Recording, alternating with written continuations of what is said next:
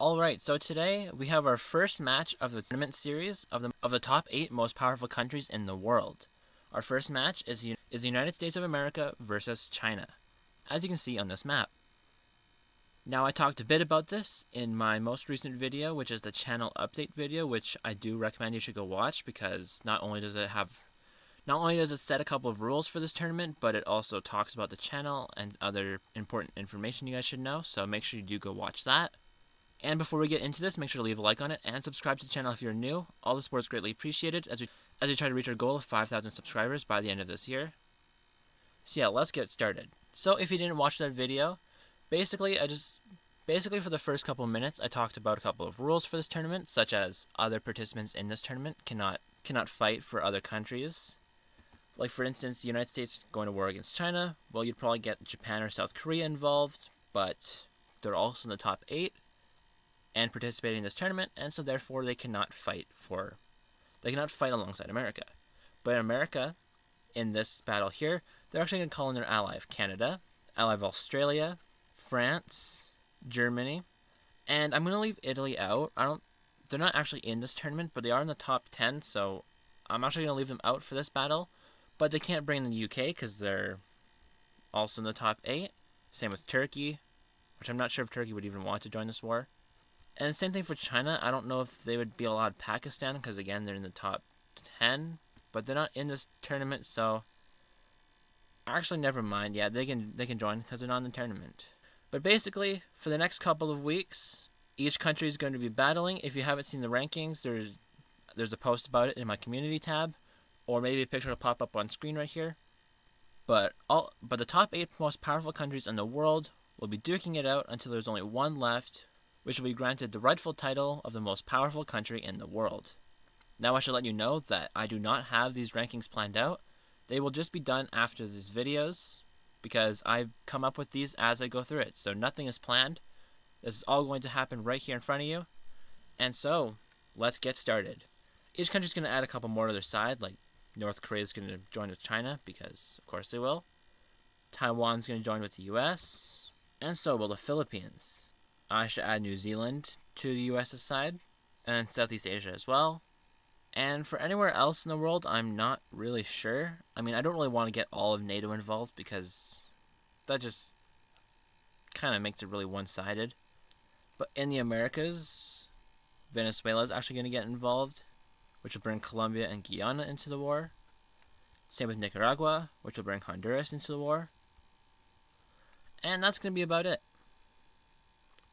Some more countries might join later on in this war, but this will be the starting position for our match. Now, I should also say that there will be no nuclear weapons involved, because, I never do that in my videos. And if there was nukes involved, then the whole world would just be destroyed. So I won't be doing that for this series. Now, we're going to start over here in Asia, where this is where the fighting will start pretty quickly. Now, I'm also not counting military bases in other countries, so all the US's troops are going to be over here in the mainland US, and all of China's troops are going to be right here.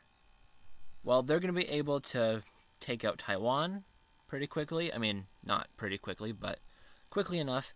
And they're also going to be able to push down into Vietnam, taking over their northern half, and then pushing down into Thailand. Using troops from Myanmar, they're able to take out the entire tail of Thailand and take out southern Vietnam. They push out from Laos to cut Vietnam in half, and they do so successfully and take over the northern half of them.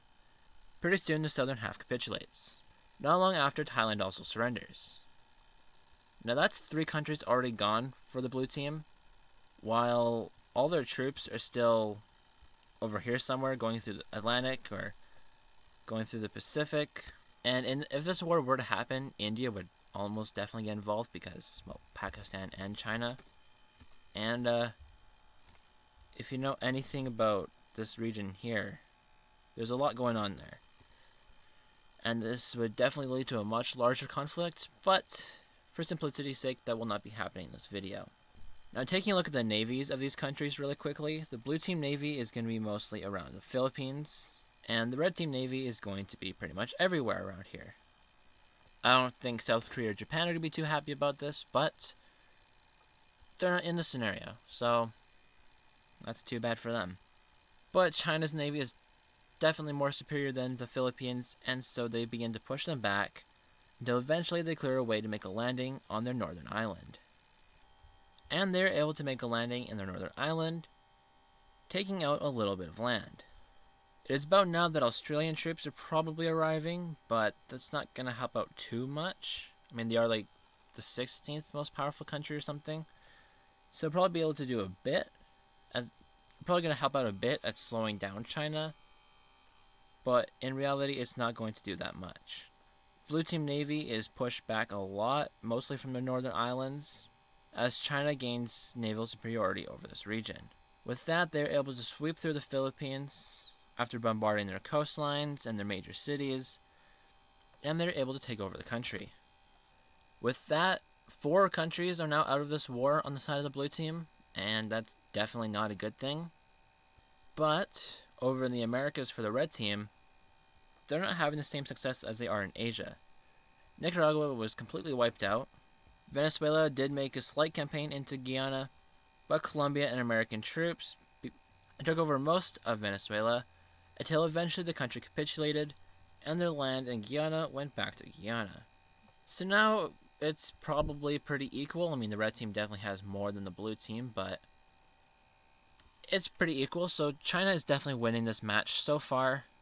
But the US not being able to have allies like the UK or India or even Japan and South Korea in this war is definitely going to be a big blow to them. China is still able to have all of their most powerful allies, really, such as Pakistan and North Korea.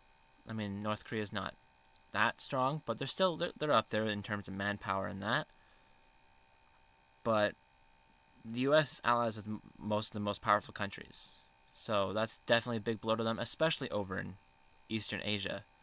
Because if they had South Korea or Japan, they'd be able to go like that and take over all of that.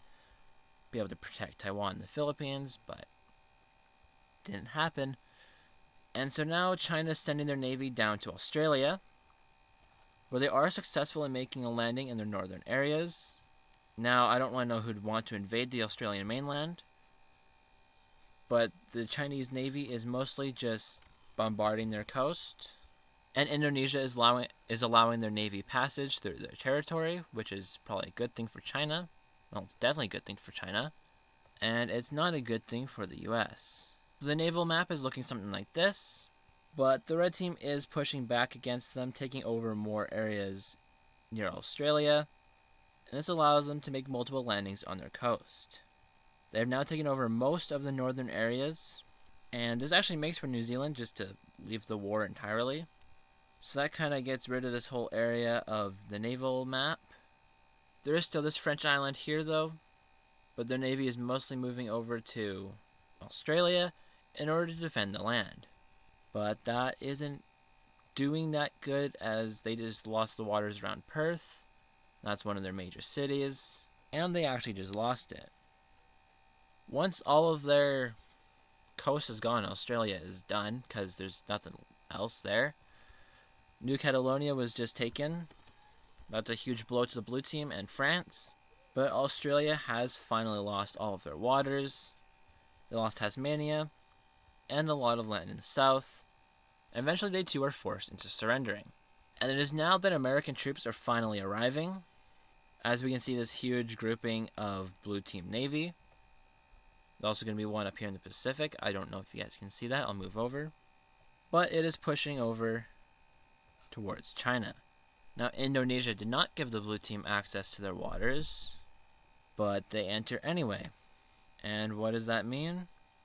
Yeah, it means they join the war against the US, and of course they're going to have their navy in this area, and that completely pushes out the US from their waters, because they weren't really expecting that, although they probably should have been.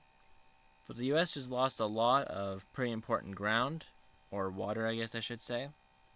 This also makes an increase around Papua New Guinea, who will not join this war because they're not a super strong country.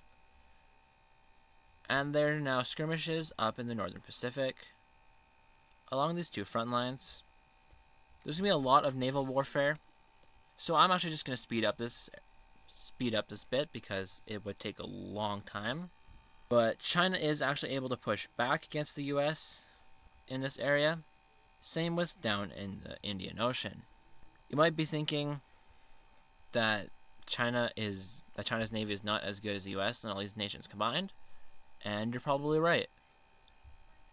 But that's because all of their navy isn't over there, because most of it is still over here protecting their mainland.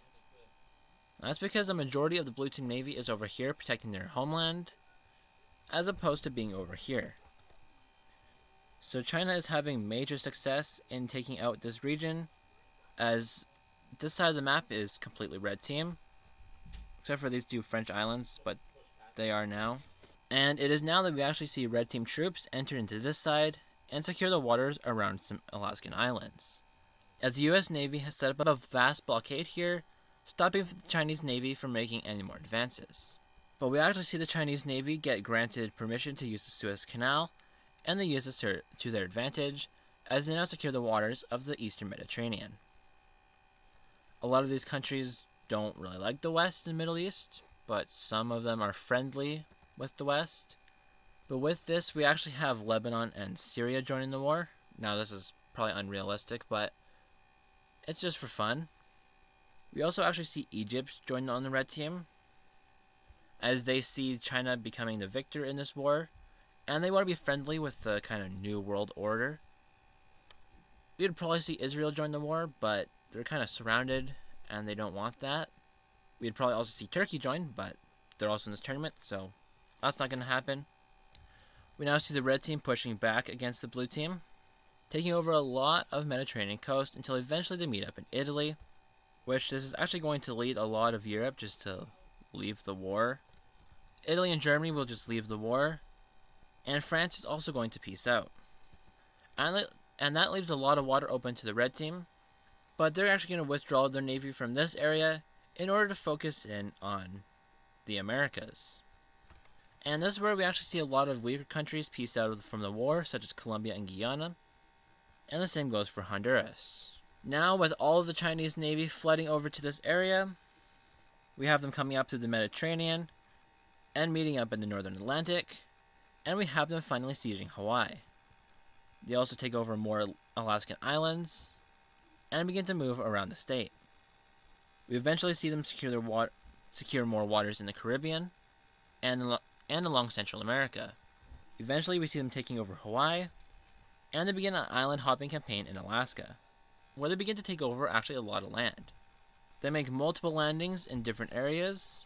Most of these do meet up, and we see a large series of landings made in northern Alaska. It's really not looking good for America now, but the Chinese have also landed in Newfoundland for Canada, and they've taken over Puerto Rico.